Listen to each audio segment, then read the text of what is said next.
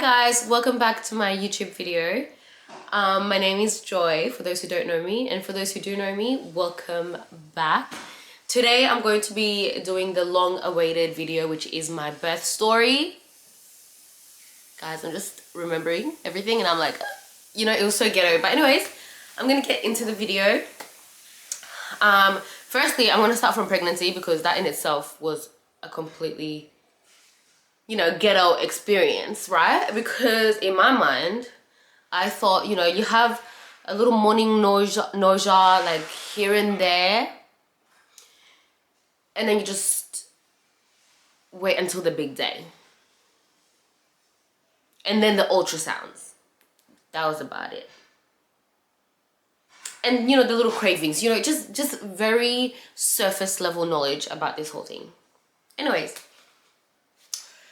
it was not just morning nausea. Like, that thing will kick at any time of the day, right? However, I did have a very supporting husband, and I feel like your partner will shape your entire experience. Yes, there are certain things that they can't control. In fact, they can't control how you're feeling.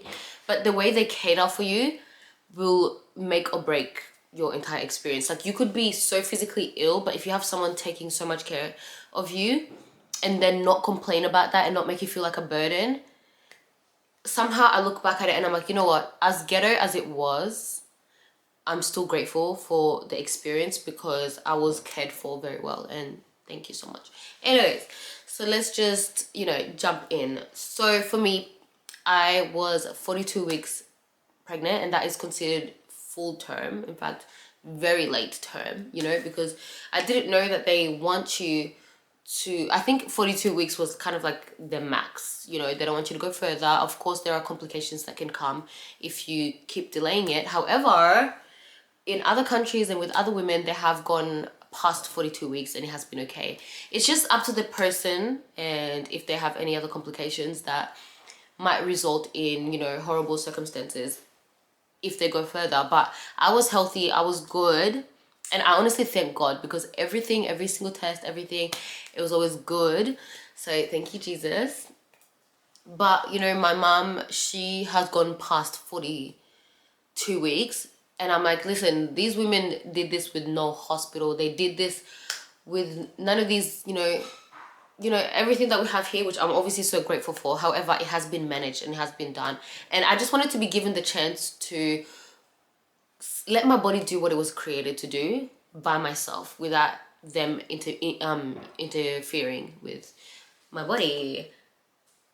But they were applying so much pressure, guys. Anyways, they applied so much pressure. We had a date booked for me to be induced. I went and I said, I'm not ready. Please give me one more chance. Give me a week and let me see if I can do this myself.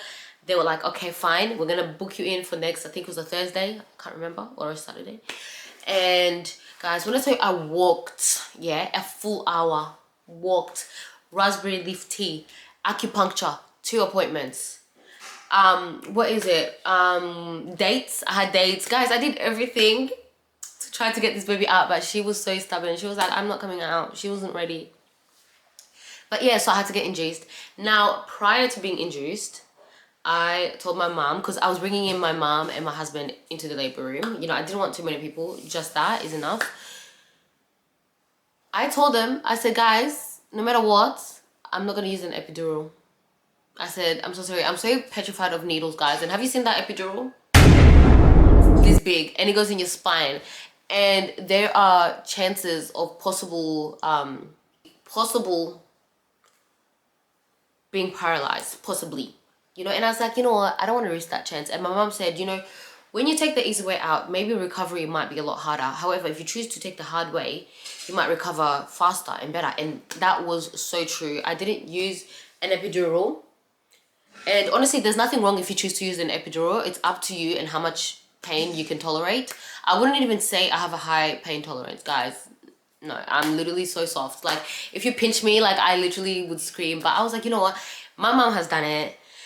No one in my family has ever used no epidural. And I was talking to my auntie who also just gave birth, and she was like, I didn't use an epidural. And I'm like, Miss Ma'am, if y'all can do it, so can I. And that is my mindset with everything. I always think if someone can do something, Why can't I? I can too. And I challenged myself and I prayed about it. I said, Lord, I trust you that I will not have to use an epidural. Like, I didn't feel, I don't know. I just felt like, you know what, the way he designed me, birth has existed before epidurals, and women have done it and they're still doing it. And I just wanted to have a natural birth, you know, that's my preference. And I did, and I managed. But yeah, I did call for that epidural.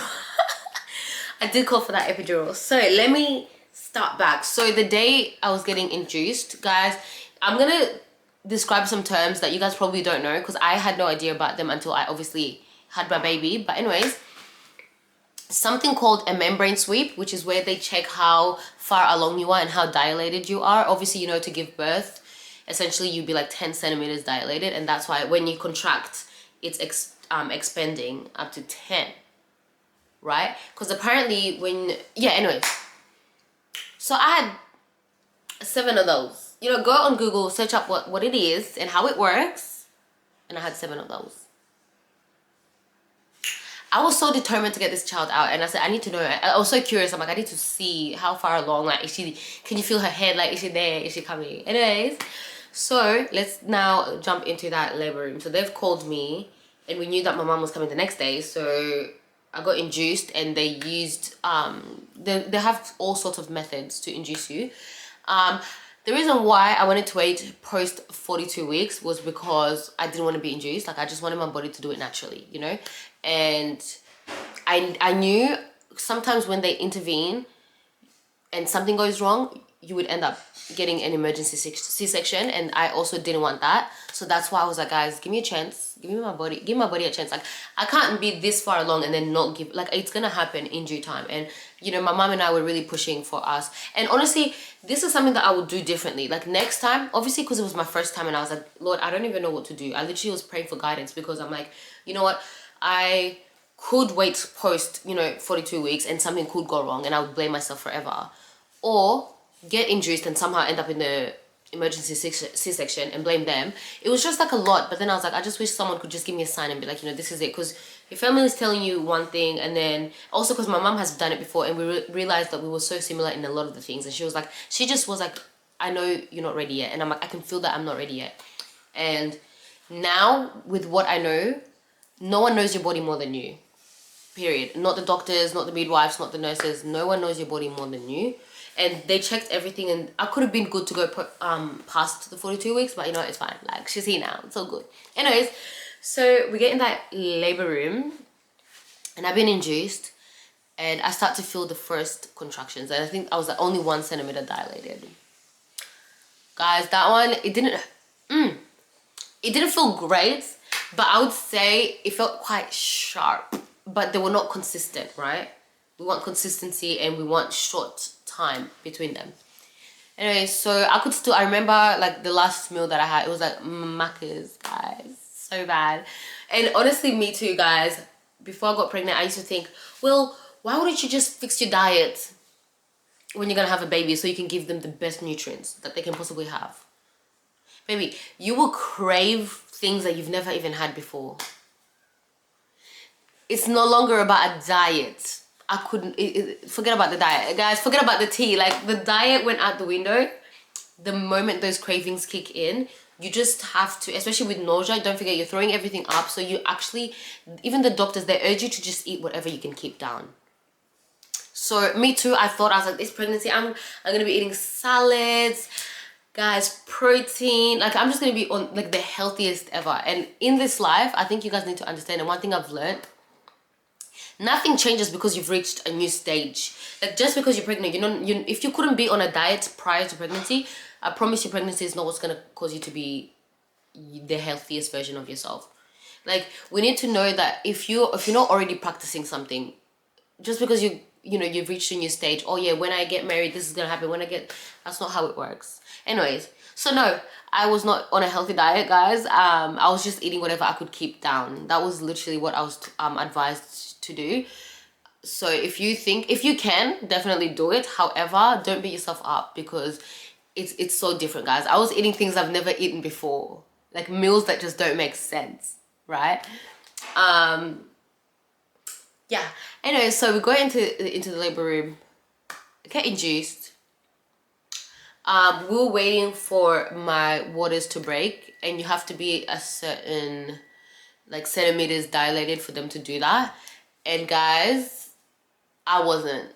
And then I remember like mom prayed for me, I prayed, and somehow a miracle happened. This lady comes in and she was like, I can do it, and she did it. And that's when the big contractions came through. I remember it was at 5:56 p.m. on the 16th. It was 5:56 is when they broke my waters, and that's when I had guys, I'm not even trying to scare you, but I'm really trying to be real. Like, and I remember I was in the room before and I was like, Mom, like, can you please pinch me so I know what it feels like to give birth? And she was like, pinch? I'm gonna have to use my teeth if you want to feel anything near what it feels like to give birth. And I said, man, I'm gonna need that epidural. They said, no, man.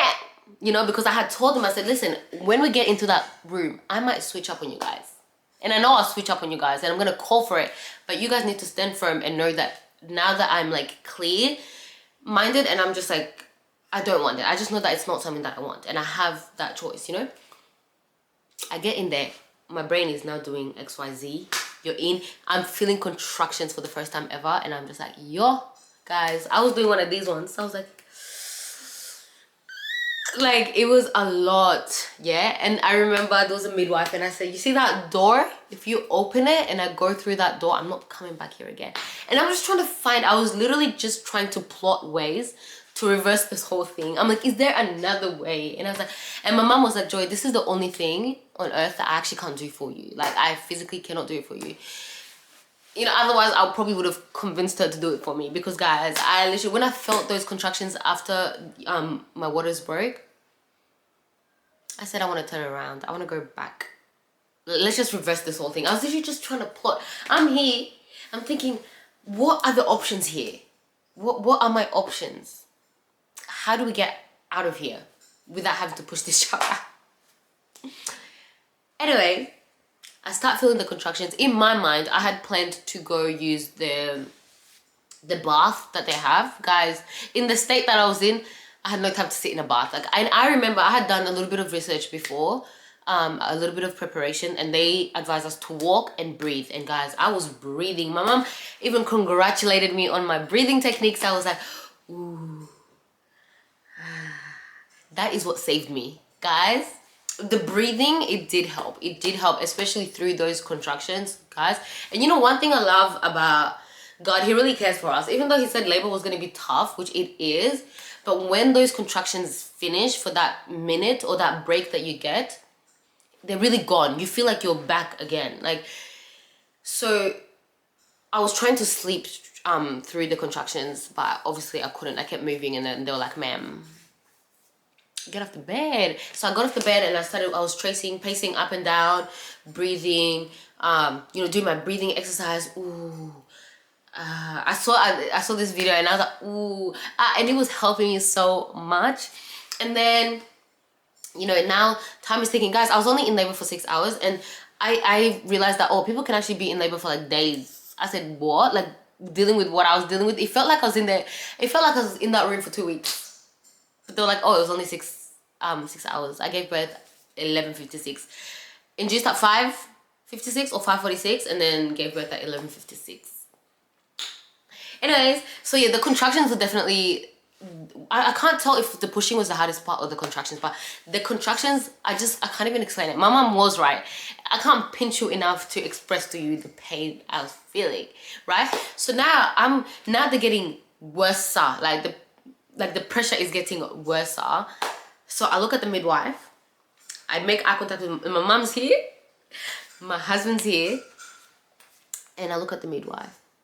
And I'm like, because I was just like, bro, can this lady look at me only? So I was like, get the epidural. And I was like, get the epidural. And she gets up so fast and she's like, what?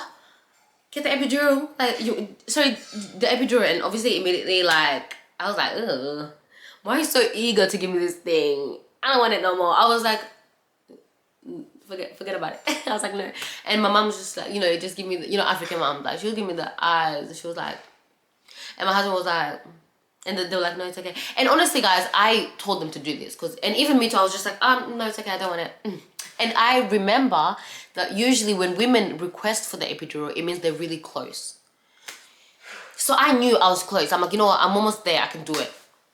Anyways, now we get on, and I remember I didn't want to have my child on my back because I heard that is not the best way, and it's better to be on all fours, which I was on. And when the time came, I feel like movies really lie to us, guys. I really thought that doctors, midwives, nurses were gonna be rushing in and be like, she's coming, the baby's here, everybody calm. Guys, I was like, where everybody at? Because I feel like it's time. But I was waiting for the midwife to give me instructions and to be like, okay, come on, like, it's time. But no, you can tell, your body knows. And I literally was looking at her and I'm like, listen, I think it's time. And then she was like, okay, if you think it's time, push. And I'm like, Mom, I think it's time. And she was like, okay, push. I'm like, ladies, where are the doctors? She only had one assistant there. Where are the doctors? You know, where's all this energy? Because I'm about to give, like, I was expecting a massive deal, but she was literally, I could see her prepping, and she was like, yeah, if you think it's time, just push. I thought you were going to tell me when it's time to push, but I genuinely could feel that. I was like, listen, you know what? I said, okay, I'm just going to start pushing because these people, I'm like, they're not showing me, because I expected them to jump and be like, okay, get in position, you know, it's time. But everyone was just like, yeah, okay, even I looked at my mom. My mom's a very calm woman. She was like, Joy, if you think it's time, push. The midwife, okay, push. I said, where do I even start? What do you mean, just push? Like, just push?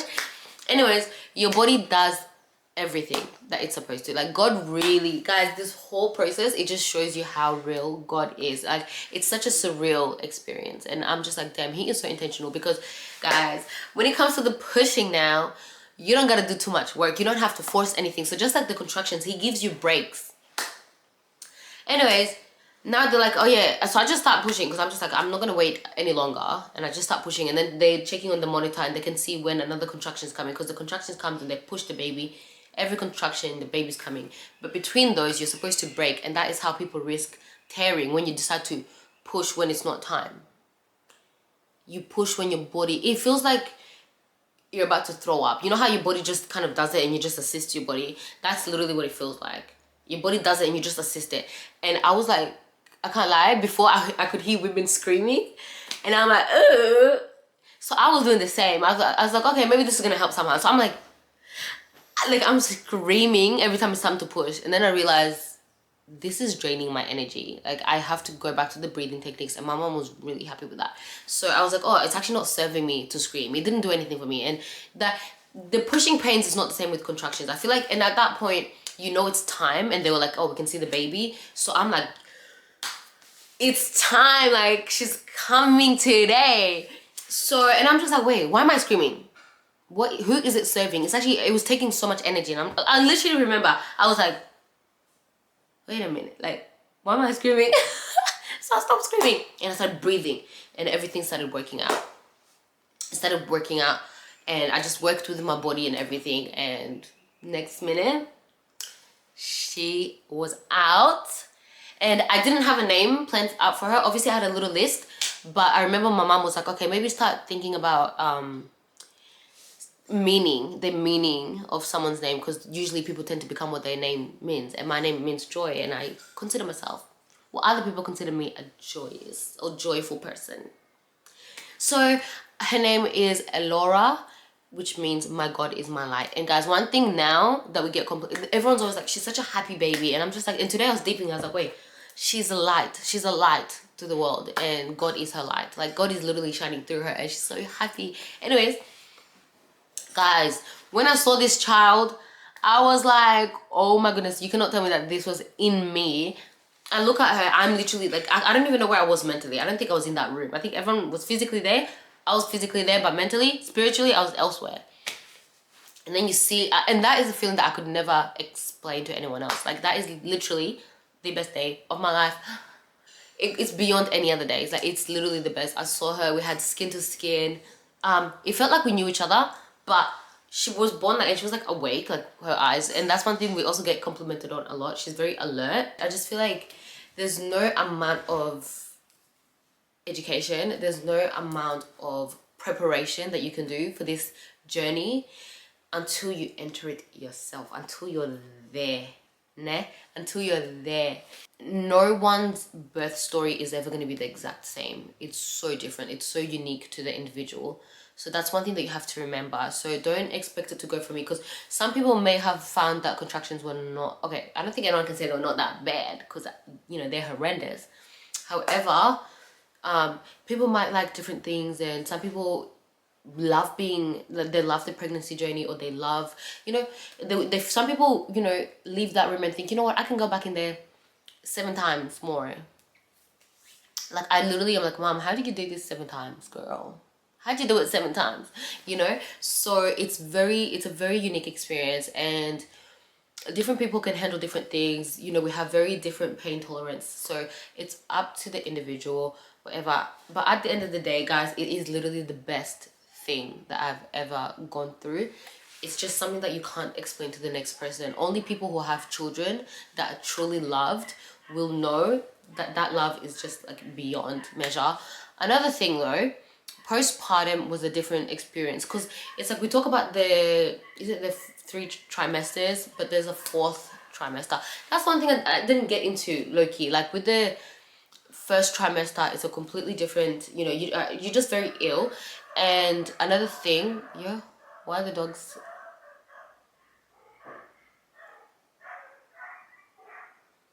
Guys, anyways, so with the first trimester, I just felt very ill. Like, you just feel sick. And one thing I was not prepared for is how much sleep is necessary when you're growing another human being. Like, you will do the bare minimum and you just want to sleep. So I really applaud the women who are so hardworking during that pregnancy journey, because it is not for the weak, guys. You know, it's not for the weak. I think women always say that if men were the ones to go through this, we would have a population of about 2, or we would have, you know, 1 child in each family, because guys, that stuff is, it's like only women can truly handle it.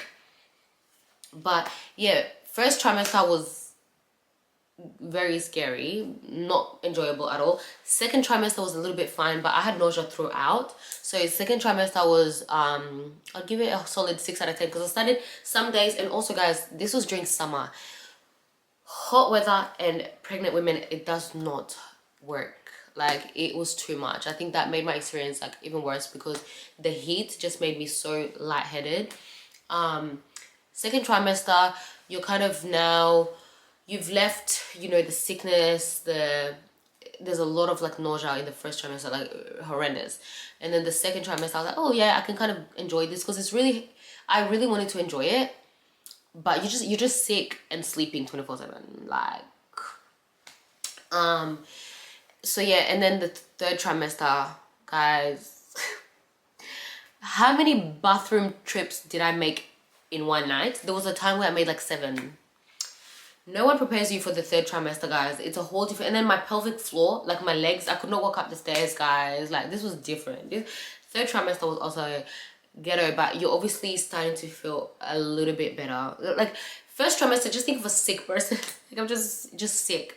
And then second trimester, I can't remember really. It was just mainly like the cravings that I still dealt with. And people have asked me, you know, did you crave anything crazy? So in Australia, we don't have daytime crushes like from KFC. If you guys know, you know.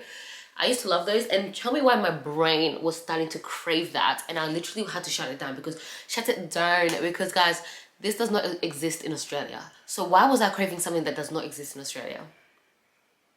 And also, I hated the purple onion. Like, I could not stand it. And by the way, you're so emotional, guys. That's one thing I was not prepared for. Like, it takes one minor inconvenience for me to cry during that time. Like, I was crying for no reason. I was crying, like, you will cry, like, you just don't feel like yourself. And it's such a blessing having such a humble and patient husband who's going through all of these crazy emotions, but they just he just took it so well. I literally have to be like, babes, like, I'm so sorry for what I put you through, because guys, like, such an emotional wreck, and you become so picky, especially with the food. And if you got me something that has that pepper onion, like, I could like literally throw it all out, because I'm not interested in that. Like, I couldn't even look at it. That's how bad it was. And now I can have it, it's just not my favorite. And I noticed that with a lot of things that I ate during my pregnancy, I now detest. Like, it's just gotten off me. Like, I don't like it anymore, guys. I was just eating the craziest food, so I'm really glad. And before getting pregnant, I used to love like sodas and, you know, those types of soft drinks. Now I don't, and it's actually so good for my health, because I just want to be drinking, you know, water. And because I had it so much when I was pregnant, I now don't like it. And I also had lots of McDonald's. I was literally living off Macca's, bro, and I now hate it. Like, it's not that I hate it, but I just have not gone back. And I'm like, this is so good for my weight loss journey. Because everything, I ate so much junk food. I'm so sorry to admit it, but I did. And it's okay if you do. Don't beat yourself up. Because I know I told you guys I thought I was going to be eating salads.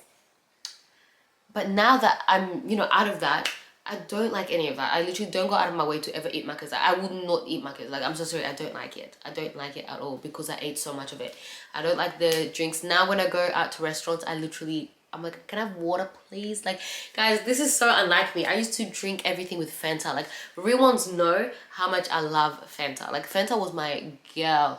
But now I'm like, guys, the sugar, everything, it's just not worth it. But anyways, that was quite an experience. I know that they're very different. I can't expect the next one to go exactly like this, but I just feel like I'm a lot more prepared this time around, of course. And there's no amount of preparation you can do, guys. It's not until you enter and then you'll know what to do. And one thing about it, it comes so naturally as well. And when I had my child, I was so scared. I was like, guys, am I even gonna know how to look after her? Like, I know I have 6 siblings, 7 including me, and I've like helped a lot.